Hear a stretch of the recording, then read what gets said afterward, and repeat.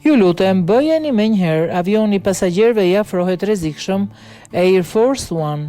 Një aeroplan pasagjerësh ju afrua rrezikshëm avionit të Air Force One të presidentit të Shteteve të Bashkuara të Amerikës Donald Trump gjatë rrugës për në Britaninë e Madhe, siç raportoi Bliss. Avioni ishte një i linjës Sprint Airlines. Aeroplani gjigant Boeing 747 i presidentit po fluturonte mbi New York kur avioni Spirit ju afrua vetëm pak milje avionit presidencial.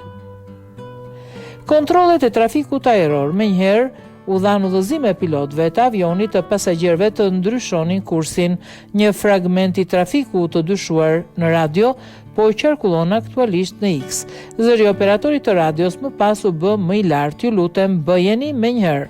Pas disa minutash pilotët reaguan dhe rreziku shmang me kontrollorin e trafikut ajror që e paralajmëroi ekuipazhin të ishte i kujdesshëm në të ardhmen.